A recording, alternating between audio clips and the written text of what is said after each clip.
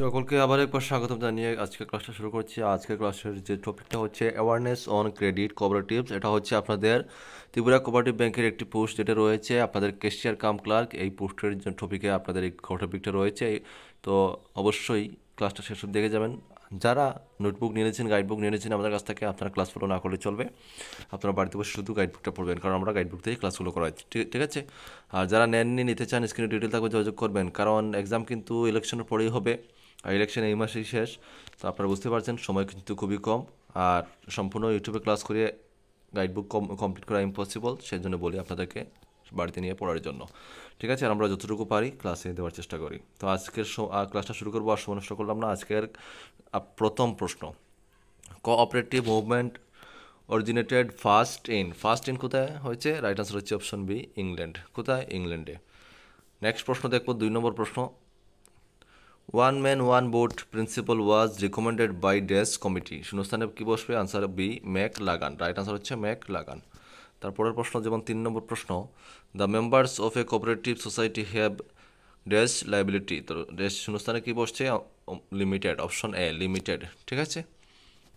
তারপরের প্রশ্ন 4 নম্বর প্রশ্ন, which of the following organisational structure of followed by cooperatives in India? Right answer হবে ফেডারেল স্ট্রাকচার। অপশন বি সঠিক উত্তর। তারপরের প্রশ্ন 5 নম্বর প্রশ্ন, a novel from a cooperative organisation known as producer company was introduced by amending the শূন্যস্থানে কি বসছে? রাইট আনসার হচ্ছে কোম্পানিজ অ্যাক্ট 1956, অর্থাৎ অপশন এ হচ্ছে আপনাদের সঠিক উত্তর। নেক্সট প্রশ্ন হচ্ছে 6 নম্বর প্রশ্ন, PACS ইজ, অর্থাৎ PACS এর সম্পূর্ণ নামটা কি? সম্পূর্ণ নাম হচ্ছে আপনাদের primary agriculture credit society. Option C সঠিক উত্তর। ঠিক আছে, অপশন সি। নেক্সট প্রশ্ন 7 নম্বর প্রশ্ন, DCCBS স্ট্যান্ডস ফর, সম্পূর্ণ নাম কি? DCCBS এর নাম হচ্ছে district central provide banks. Option A আপনাদের সঠিক উত্তর। ঠিক আছে, district central cooperative banks. Option A সঠিক উত্তর। ঠিক আছে।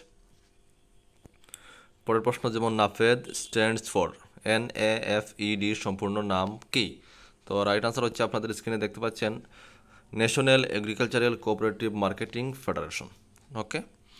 তারপরের প্রশ্ন 9 নম্বর প্রশ্ন, the dress established in 1958 has been playing in important role in the development of cooperative marketing in India. শূন্যস্থানে কি বসবে?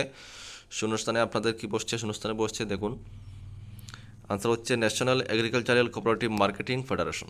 ওকে। নেক্সট প্রশ্ন 10 নম্বর প্রশ্ন, the national cooperative consumers federation was established during the dress plan. শূন্যস্থানে কি বসবে? 4th 5 year. অপশন এ সঠিক উত্তর। তো ঠিক আছে বন্ধুরা, আজকে 10টি প্রশ্ন আবারও দিলাম। অবশ্যই 10টি প্রশ্ন ইম্পর্টেন্ট আপনাদের জন্য, নোট করে রাখবেন। প্রতিদিন চেষ্টা করবো আমি একটু একটু করে দেওয়ার জন্য। সবাই ক্লাসগুলো ফলো করবেন। দেখা হচ্ছে নেক্সট ভিডিওতে। জয় হিন্দ, জয় ভারত।